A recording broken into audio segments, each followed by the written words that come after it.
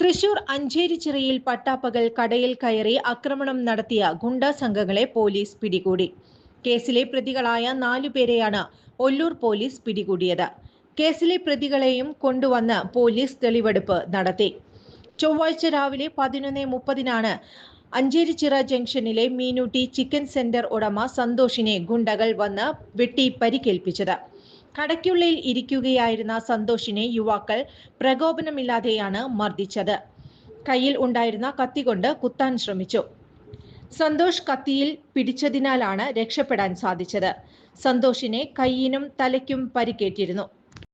കേസിൽ ഗുണ്ടകളായ 4-അംഗ സംഘത്തെയാണ് പോലീസ് പിടികൂടിയത്. മാന്നാമംഗലം മരോട്ടിച്ചാൽ സ്വദേശി 19 വയസ്സുള്ള ജിമ്മി എന്ന് വിളിക്കുന്ന ജിബിൻ, മാടക്കത്ര വെള്ളാനിക്കര സ്വദേശി 27 വയസ്സുള്ള അനുഗ്രഹ്, പുത്തൂർ തെക്കുംപുറം വീട്ടിൽ 22 വയസ്സുള്ള സിക്കോ, അഞ്ചേരി കോയമ്പത്തൂർക്കാരൻ വീട്ടിൽ വിജേഷ് എന്നിവരെയാണ് പോലീസ് പിടികൂടിയത്. CCTV ദൃശ്യങ്ങൾ പരിശോധിച്ച പോലീസ് പ്രതികളെ ചൊവ്വാഴ്ച അർദ്ധരാത്രി വരെ നീണ്ട അന്വേഷണത്തിനൊടുവിലാണ് പിടികൂടിയത്.